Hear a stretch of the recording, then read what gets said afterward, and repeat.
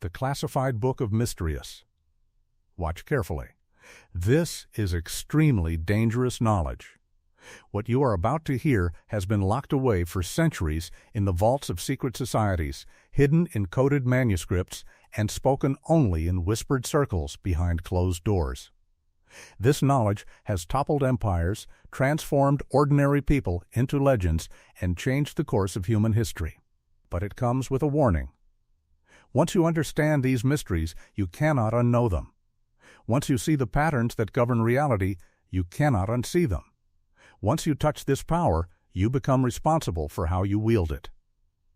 The 12 mysteries you are about to discover are not theories or philosophies. They are operational realities. The ancients who possessed this knowledge built the pyramids, created lasting civilizations, and achieved what modern science still cannot explain. This wisdom was classified not because it doesn't work, but because it works too well. Before we begin, take a moment to hit the like button and comment below where in the world you are listening from. Your engagement helps this forbidden knowledge reach those who are ready to receive it. And remember, with great knowledge comes great responsibility.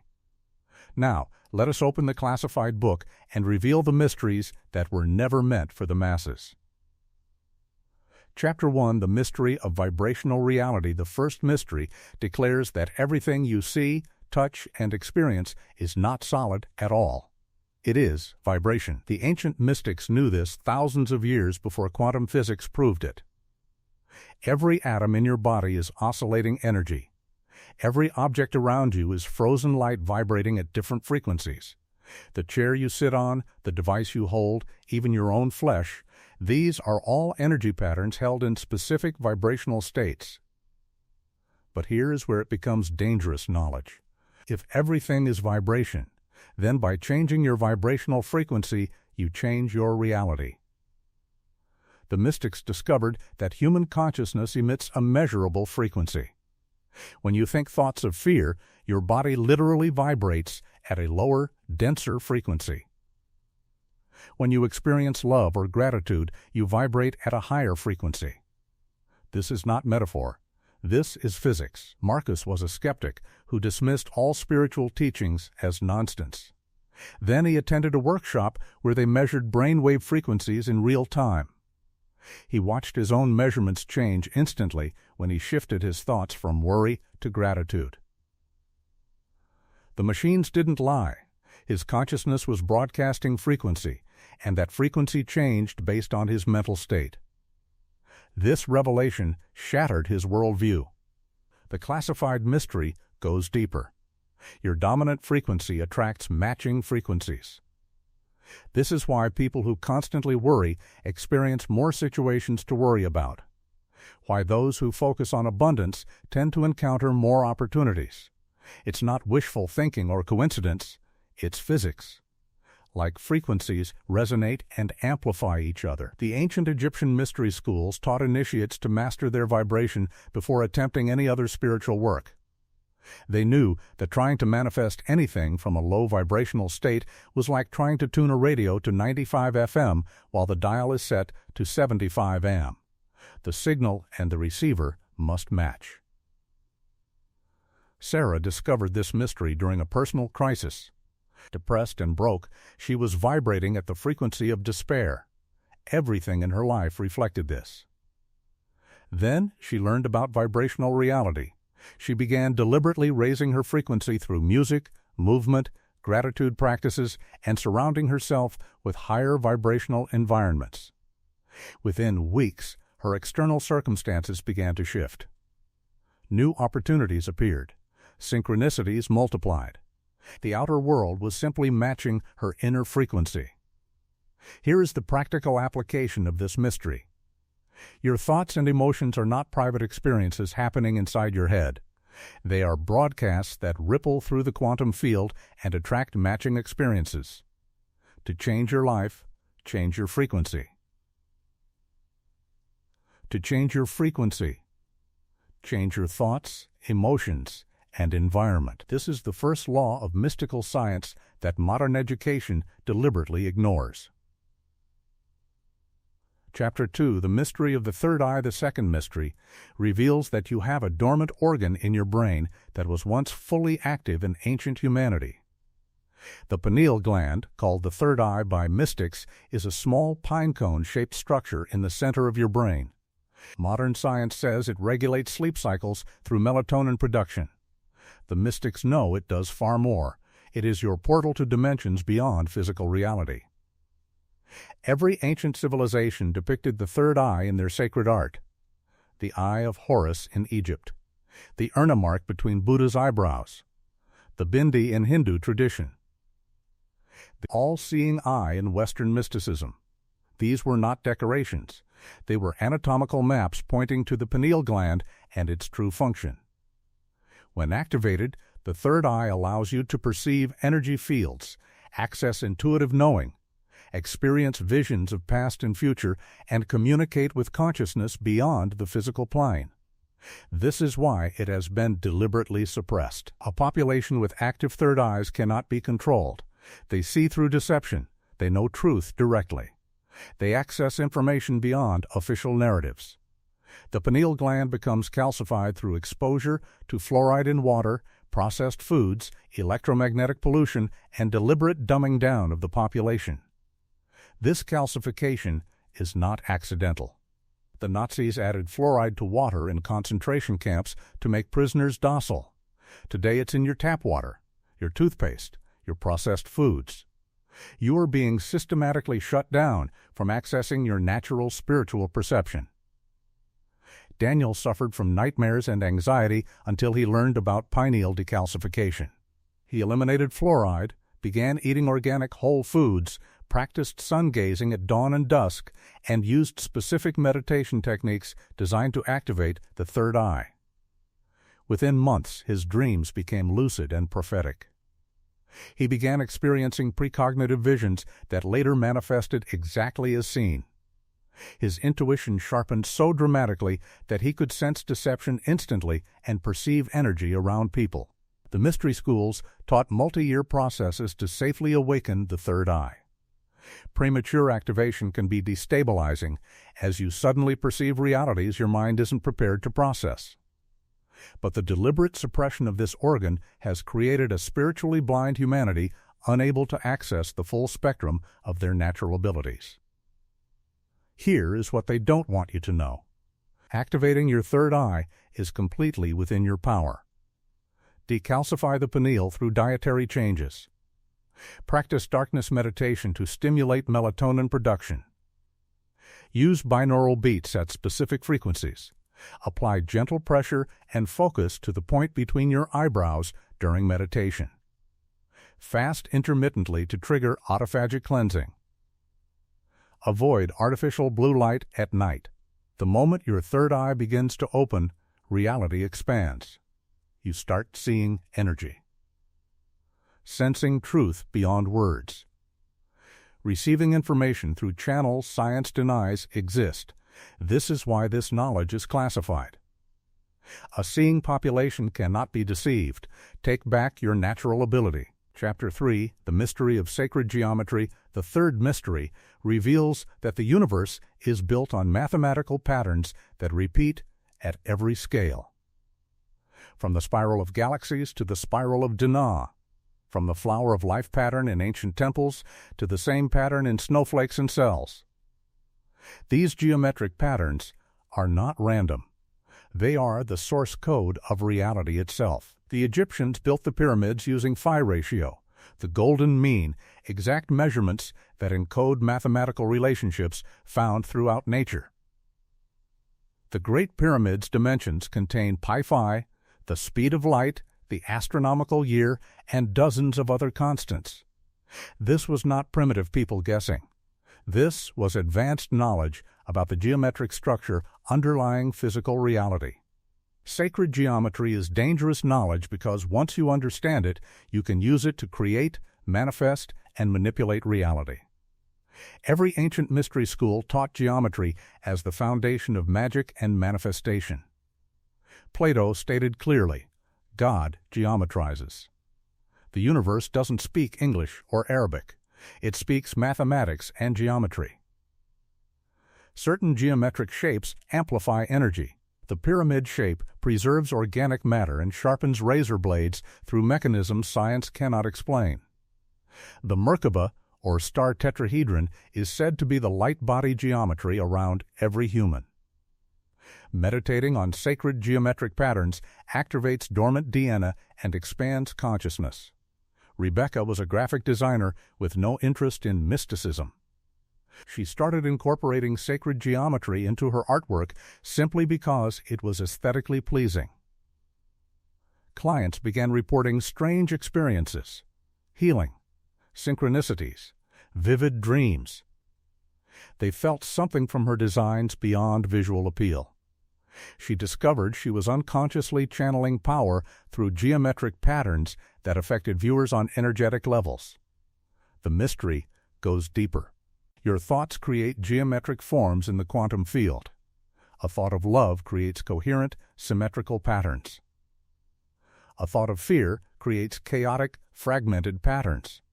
This was proven by Masaru Emoto's water crystal experiments. Water exposed to loving words formed beautiful geometric crystals. Water exposed to hateful words formed distorted shapes. Your consciousness literally organizes matter through geometric patterning. Ancient builders knew this. They constructed temples using specific geometric ratios that induced altered states in anyone who entered. The Gothic cathedrals were designed with acoustic geometry that amplified choir music into transcendent experiences.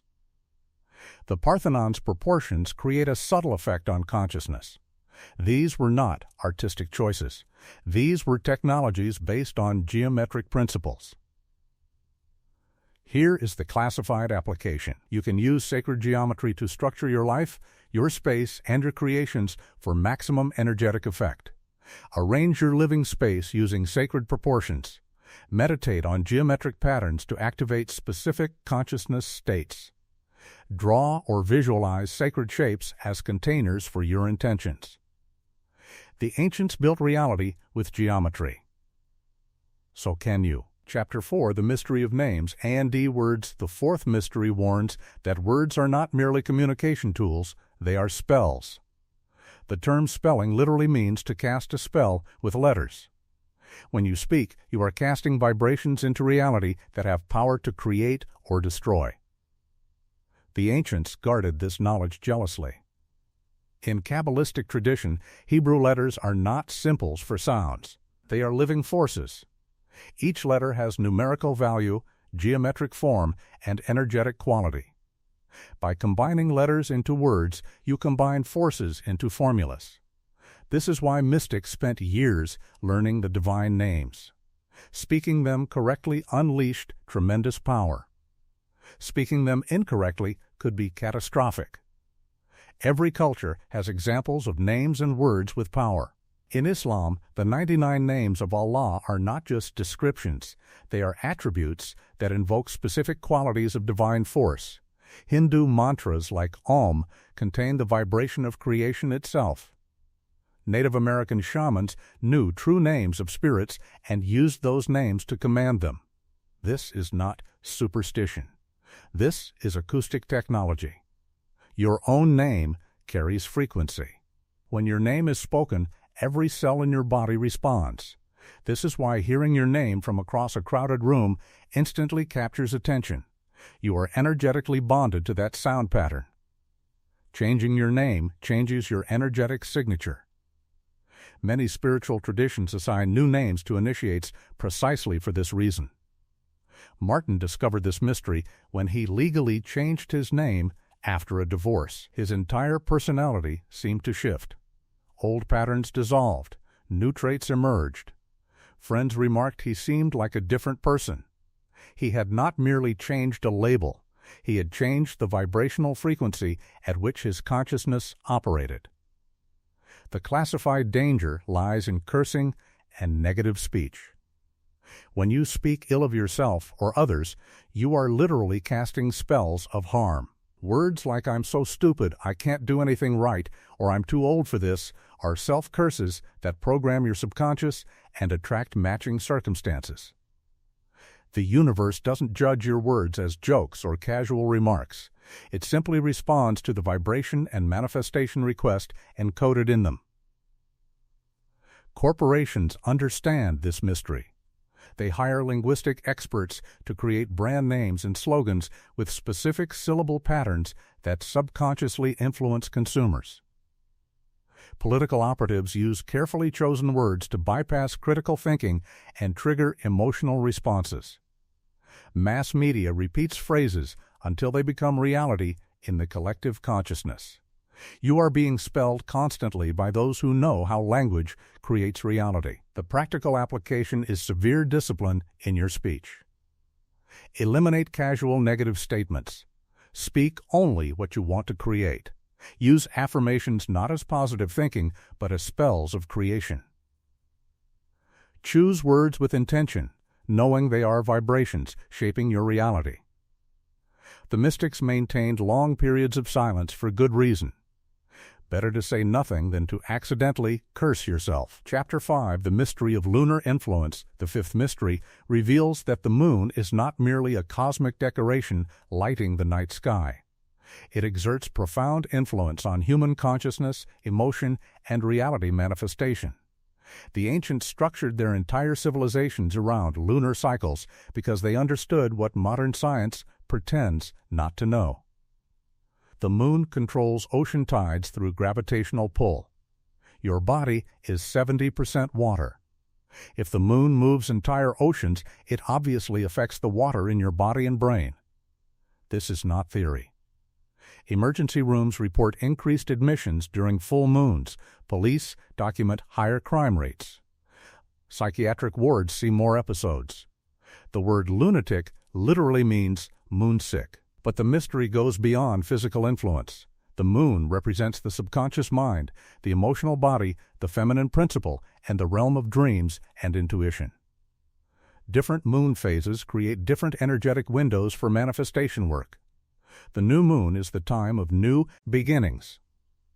When the moon is dark, you plant seeds of intention in the fertile darkness. This is when mystics perform rituals for starting projects, setting intentions, and beginning new chapters. The energy supports initiation. The waxing moon phase is for growth and attraction. As the moon grows fuller, you feed your intentions with focused attention and action.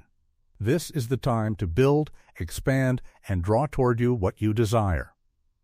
The increasing light amplifies momentum. The full moon is peak power. Mystics perform their most important rituals during full moons because the veil between worlds is thinnest. Psychic abilities heighten. Manifestations that were building now materialize. Energy is maximum. This is also when shadow aspects surface, which is why full moons can feel intense or chaotic for those unconscious of the influence. The waning moon is for release and banishment. As the moon decreases, you let go of what no longer serves you. Bad habits, toxic relationships, limiting beliefs, physical clutter. This phase supports cleansing and completion. Victoria was a business consultant who ignored all talk of lunar cycles as superstition. Then she noticed a pattern. Deals she pitched during new moons tended to grow into long-term partnerships. Negotiations during full moons either sealed beautifully or exploded dramatically. Launches during waning moons fizzled. She started deliberately timing her business activities with lunar phases. Her success rate increased significantly. The moon's influence was undeniable once she paid attention. The classified application is lunar timing for everything important. Don't launch businesses during waning moons. Don't set major intentions during full moons when energy is chaotic. Align your important activities with the lunar phase that supports them. The mystics timed initiations, ceremonies, crop planting, and even conception by the moon. Modern people ignore this and wonder why their efforts fail. Track your own emotional patterns against lunar phases. You will find your moods, energy levels, and clarity fluctuate predictably with the moon. Once you see the pattern, you can work with it instead of being unconsciously controlled by it. This is the difference between mystic and victim.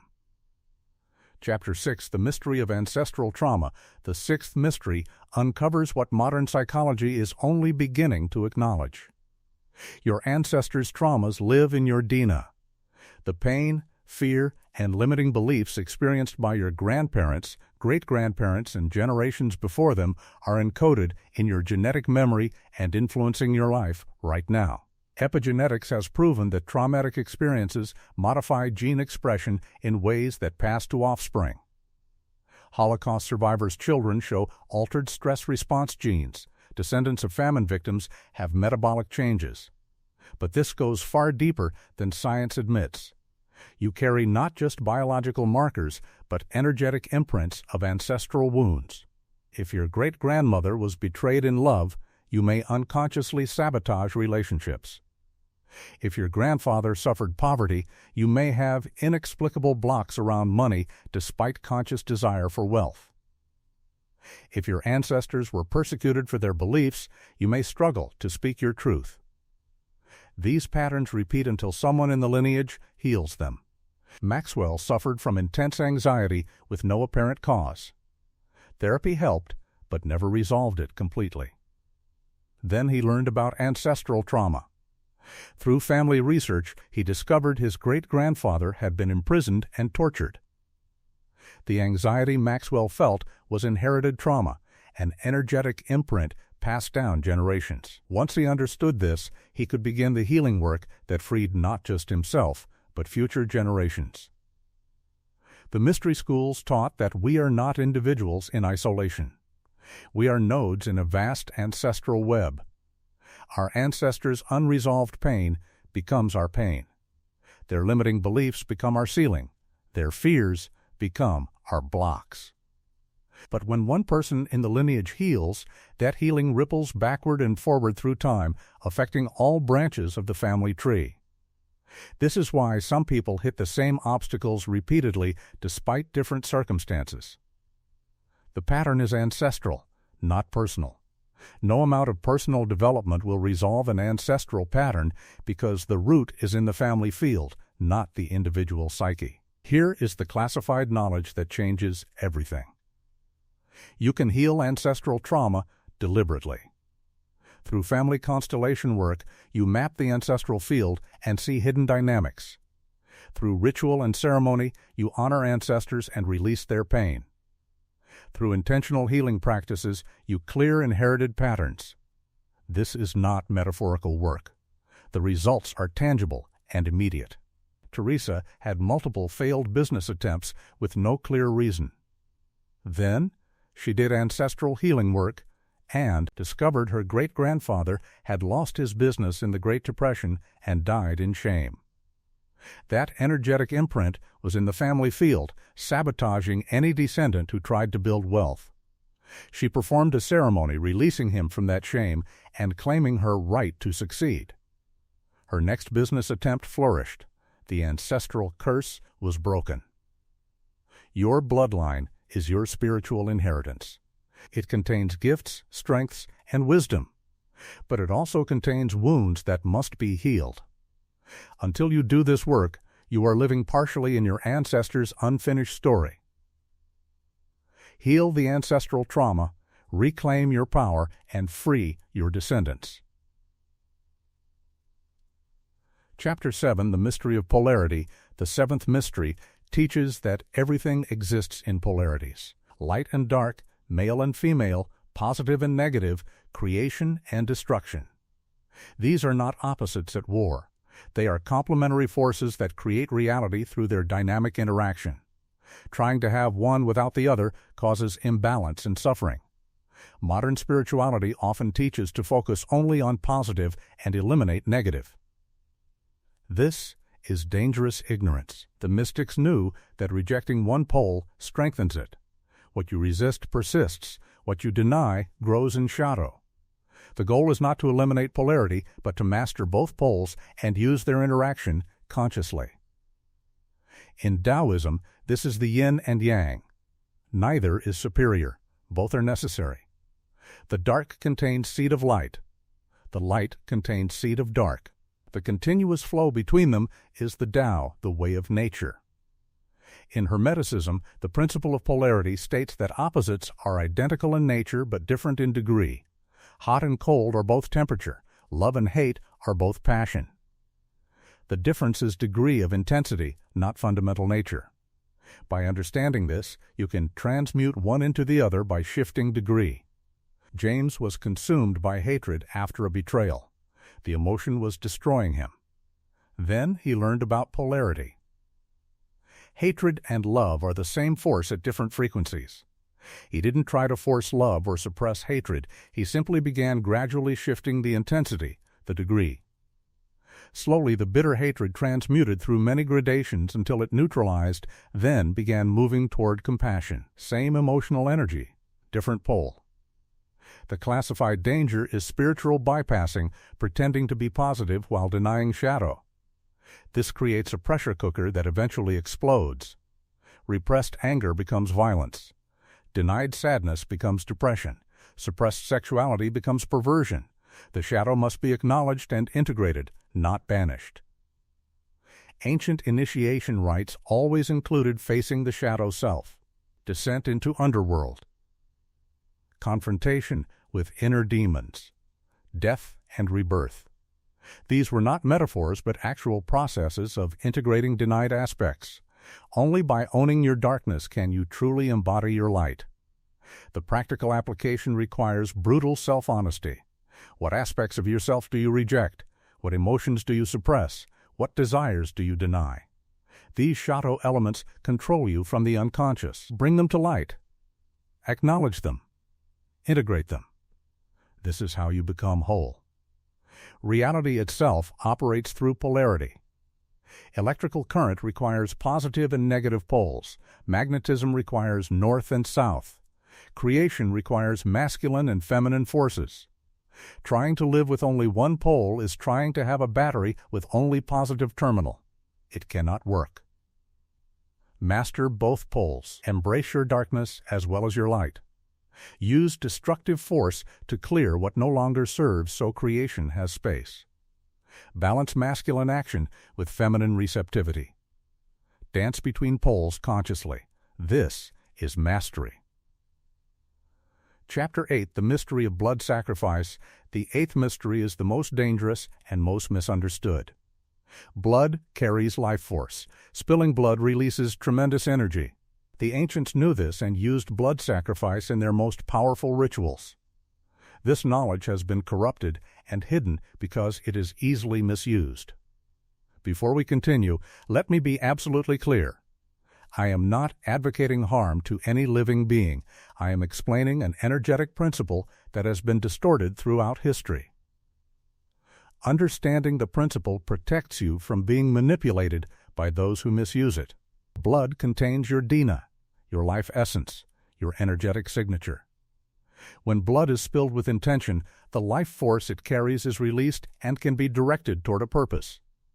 This is why ancient cultures performed animal sacrifice before major endeavors. They were not appeasing angry gods. They were releasing energy to power their intentions. This is also why blood sacrifice has been central to dark magic and evil rituals throughout history. Those who understand this principle but lack ethics use it for personal power at the expense of others. This must be condemned. But denying the principle entirely leaves you ignorant of how reality works and vulnerable to manipulation. In modern times, this knowledge is hidden but still used.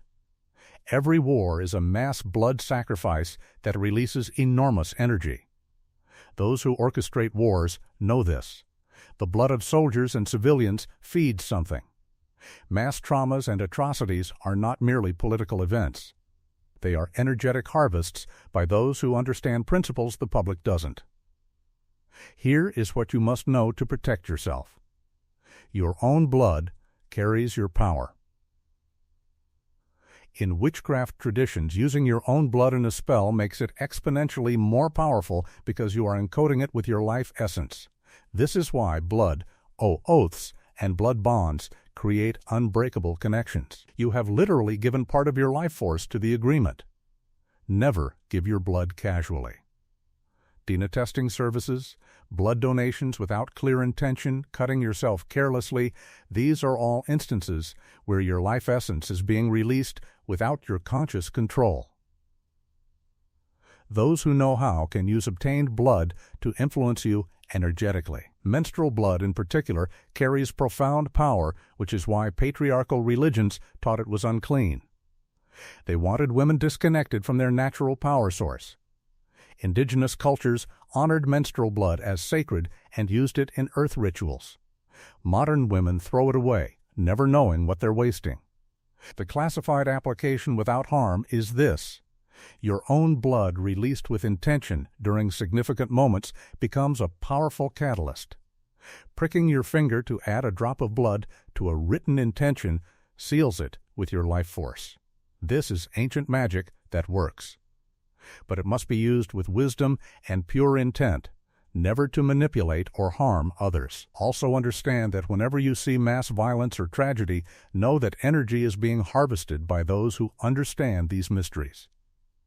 Protect yourself by refusing to feed the collective fear and grief. Maintain your own energetic boundaries. Do not let your life force be siphoned by unseen forces through emotional manipulation. This knowledge is classified because it is powerful and easily corrupted. Use it wisely if you use it at all, and be aware that others are using it whether you believe in it or not. Chapter 9, The Mystery of the Dream Realm, the ninth mystery, reveals that when you sleep and dream, you are not having random neurological activity. You are traveling through dimensions of reality that are just as real as waking life, only governed by different laws. The dream realm is where consciousness explores possibilities, communicates with entities, and accesses information beyond physical limitations. Every ancient culture took dreams seriously. Pharaohs kept dream interpreters as official advisors. Native shamans entered dream time to receive guidance. Tibetan yogis practiced dream yoga to maintain consciousness while asleep. Modern society dismisses dreams as meaningless, ensuring people remain unconscious of an entire dimension of experience. In truth, dreaming is the natural state. Physical reality is the dream. When you sleep, you wake up. You return to the broader reality from which your daytime experience is projected. Everything you experience while awake was first imagined, and imagination is the same faculty as dreaming. You are always dreaming. The only difference is whether your eyes are open or closed. Rachel suffered from recurring nightmares of drowning. Therapy suggested childhood trauma. But when she learned to become lucid in dreams, she discovered something else. The nightmares were not her memories, but inherited from her grandmother who had nearly drowned. Once she understood this, she was able to resolve the dream by confronting it consciously. The nightmares never returned. The dream realm operates on different principles than physical reality. Time is flexible. You can compress years into moments or stretch seconds into hours. Space is mutable. You can fly, walk through walls, or teleport instantly. Cause and effect are nonlinear. Effect can precede cause. Dreams of future events later manifest. This is not supernatural. This is the natural physics of consciousness unbound by physical constraints. Lucid dreaming is the gateway to mastery. When you become aware you are dreaming while still in the dream, you gain access to extraordinary capabilities. You can meet with guides and teachers. You can practice skills that transfer to waking life. Olympic athletes use lucid dreaming for training. Inventors receive solutions to problems. Musicians compose in dreams. The classified mystery goes deeper. Skilled dreamers can meet each other in shared dream space. Multiple people dreaming at the same time can interact in a mutually experienced environment. This is called shared dreaming or dream telepathy. Ancient mystery schools taught this as standard practice. Modern science denies it's possible, but those who develop the skill know better. Here is the practical application. Start a dream journal. Write down dreams immediately upon waking. This trains your mind to remember. Next, perform reality checks throughout the day. Ask yourself, am I dreaming right now? Look for inconsistencies. This habit carries into dreams. Eventually, you will ask the question while dreaming and realize you are. That moment of lucidity is the breakthrough. Once lucid, you can do anything. Fly to explore the dreamscape. Summon people you wish to speak with. Ask questions and receive answers. Practice skills. Heal emotional wounds by confronting their manifestations. The dream realm is your laboratory for consciousness exploration. But be warned, the dream realm also contains entities and forces that are not you. Some are aspects of your own psyche, others are independent beings. Not all are friendly. This is why shamans underwent extensive training before journeying. Approach with respect and protection. Call on guides before entering deep states. Do not invite what you cannot banish. Chapter 10, The Mystery of Sexual Energy, the 10th mystery, declares that sexual energy is the most powerful force available to humans, and it has been deliberately perverted and suppressed to keep humanity weak. Every authentic mystery school taught sacred sexuality as the pinnacle of spiritual practice. Then religions demonized it, ensuring people would never access their greatest power source. Sexual energy is life force itself. It is what creates new life. That same creative power can be directed toward any purpose. The Taoists call it Jing. The yogis call it Kundalini. The alchemists called it the secret fire. All describing the same force, sexual energy properly cultivated and directed. The key is understanding that orgasm releases energy or conserves it depending on how it's used. Unconscious, purely physical sex dissipates life force. You feel depleted after. Sacred sexuality cultivates the energy, circulates it through the body, and transmutes it into spiritual fuel. You feel energized, not drained. Every great artist, inventor, and leader either practiced sexual cultivation or abstained entirely. Napoleon, Tesla, Da Vinci, these were not sexually repressed. They were directing sexual energy into their work. When you scatter your sexual energy through casual encounters and compulsive release, you have nothing left to fuel your purpose. Marcus was addicted to pornography and felt constantly drained. He had no motivation, no energy, no drive to build anything. Then he learned about sexual energy cultivation. He stopped the compulsive behavior and began retaining his sexual energy. Within 2 weeks, his energy exploded. Motivation returned. Creative ideas flowed. He started a business that became successful. The same energy he was wasting now fueled his purpose. The classified teaching is that sexual energy can be circulated through energy channels in the body to activate higher consciousness. The tantric practices, the microcosmic orbit in Taoism, Kundalini Yoga, all these teach how to move sexual energy from the base of the spine up through the crown of the head. This activates dormant brain centers and opens spiritual perception. Done incorrectly, this is dangerous. Premature Kundalini awakening can cause psychological breakdown. The energy is that powerful. This is why ancient schools required years of preparation before teaching these practices. The modern spiritual marketplace sells Kundalini activations without safeguards. Many have been harmed. But the broader mystery is how sexuality has been weaponized against humanity. Pornography is designed to drain and addict, keeping men especially in a constant state of depletion. Hypersexualized culture programs compulsive behavior. Meanwhile, religious guilt creates shame and repression. Both approaches ensure people never learn to cultivate sexual energy properly. Those who master sexual energy become unstoppable. They have access to creative power others don't. They manifest faster. They heal quicker. They think more clearly. They live longer. Ancient Taoists who retained their sexual essence reportedly lived for centuries. Whether literal or symbolic, the principle stands. Conserve and cultivate life force, and life itself extends and expands. The practical application requires discipline. Reduce or eliminate casual sexual activity. When you do engage, do so consciously with intention to circulate energy rather than dissipate it. Practice breathing techniques that move sexual energy upward. Transmute sexual desire into creative work. Feel the urge and channel it into your purpose instead of release. This is the secret of the masters. Sexual energy is rocket fuel for consciousness and creation. Stop leaking it unconsciously and start wielding it consciously.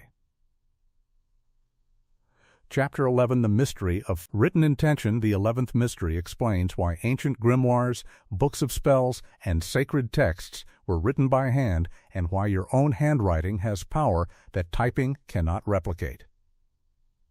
When you write by hand, especially in cursive, you are encoding your intention into physical form through a process that engages your entire energetic system. Your hand is an extension of your heart chakra. The movements you make while writing create energetic signatures. The pressure, speed, size, and flow all encode information beyond the words themselves. This is why handwriting analysis can reveal personality and why handwritten notes feel more personal than typed ones. You are literally leaving an energetic imprint. The ancients knew this. Sacred texts were hand-copied by monks in meditative states. Grimoires were handwritten by their creators. Spells were written with specific inks on specific papers at specific times. This was not superstition. This was technology. When you write your intentions by hand, you are doing several things simultaneously. You are focusing your mind. You are engaging your physical body. You are creating a physical anchor in reality. And you are encoding the paper with your energetic signature. This creates a powerful manifesting tool. David was a successful entrepreneur who kept all his business plans and goals in digital format. Then he started handwriting his intentions each morning. Within weeks, manifestation speed increased noticeably. Goals he had typed out repeatedly but never achieved suddenly started happening once he wrote them by hand. The physical act of writing engaged something deeper than conscious thought. The mystery goes to the level of which hand you use. Your dominant hand is connected to your logical, masculine, active side. Your non-dominant hand is connected to your intuitive, feminine, receptive side. Writing with your non-dominant hand accesses the subconscious directly. This is used in therapy to uncover hidden beliefs. It can also be used to program new beliefs. Certain words written in specific scripts carry inherent power. Hebrew, Arabic, Sanskrit. These languages were designed with sacred geometry embedded in the letter forms.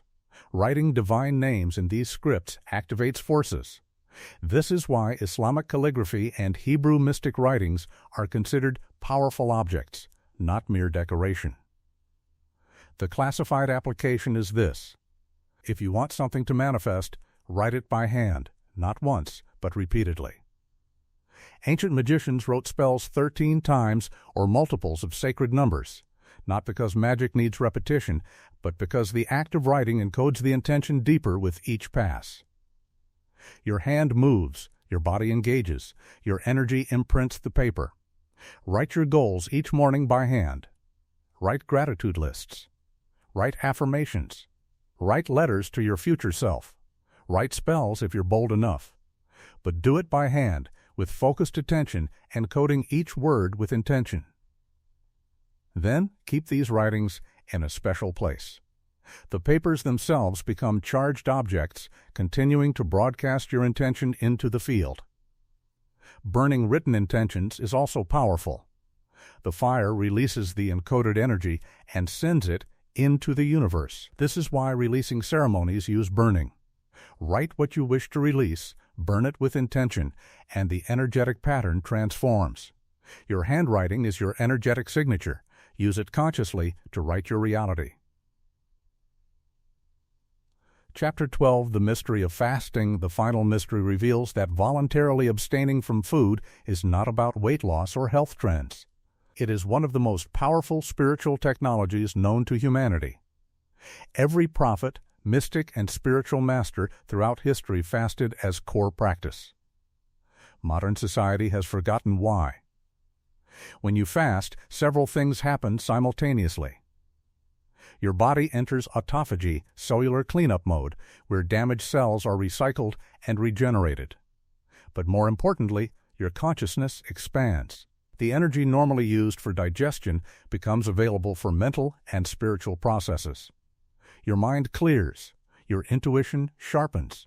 The veil between dimensions thins. Fasting is temporary death practice. You voluntarily stop feeding the physical body, symbolically releasing attachment to material existence. In that space, spirit emerges. You realize you are not your body. You are the consciousness inhabiting the body. This realization is liberating and terrifying. Jesus fasted 40 days before beginning his ministry. Buddha fasted to the point of near death before his enlightenment. Muhammad received the Quran while fasting. Moses fasted 40 days on the mountain. Muhammad received divine revelation during Ramadan fasting. These were not random choices. Fasting opened them to receive what normal consciousness cannot access. Jennifer was a spiritual seeker who meditated daily but felt stuck. Then she tried a 7-day water fast. By day 5, her perceptions shifted dramatically. Colors became more vivid. She could feel energy around people.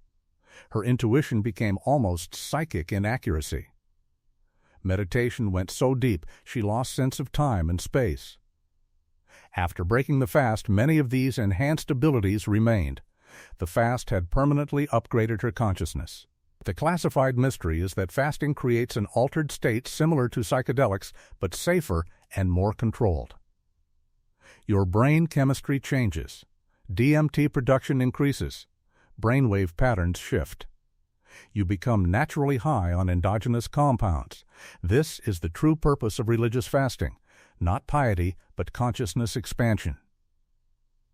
Different fasting durations have different effects. Intermittent fasting, 16 hours daily, optimizes health and mental clarity. 3-day fasts trigger deep autophagy and spiritual opening. 7-day fasts can be profoundly transformative but require preparation. 40-day fasts are reserved for advanced practitioners seeking complete reset and mystical initiation. Water fasting is most powerful, but also most challenging. Juice fasting is gentler and still effective. Dry fasting, no water either, is extremely advanced and should only be attempted by those with experience. Each method has applications.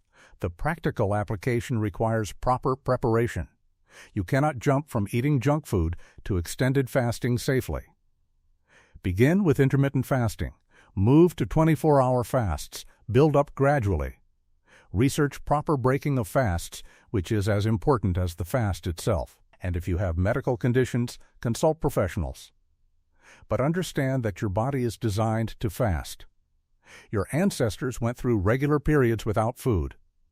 Modern culture of 3 meals plus snacks is recent and problematic.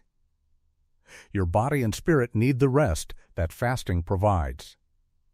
Those who fast regularly report enhanced intuition, clearer thinking, emotional stability, and spiritual experiences. This is not deprivation. This is activation.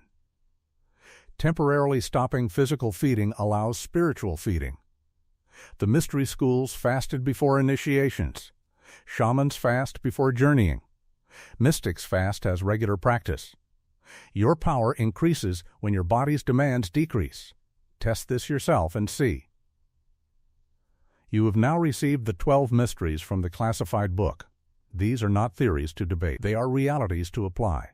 The question is whether you have the courage to use them.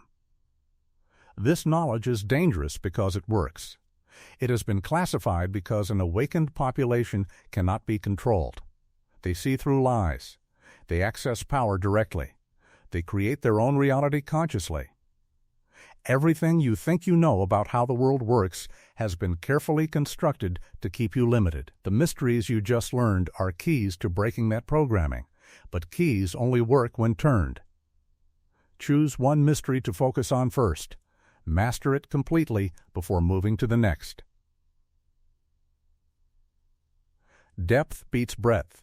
Integration beats accumulation. The mystics spent lifetimes mastering what I have condensed into minutes. Respect the power of this knowledge. I have created a companion guide that breaks down practical exercises for each mystery. You will find it linked in the pinned comment. Download it, study it, apply it. But remember this warning. With knowledge comes responsibility. With power comes accountability. Do not use these mysteries to manipulate or harm. The universal law ensures that what you send out returns multiplied. Act accordingly. You are now initiated. The book has been opened. The mysteries revealed. What happens next is entirely up to you. Will you integrate this knowledge and step into mastery? Or will you return to comfortable ignorance? The choice has always been yours. The classified book is now closed. But the journey has just begun.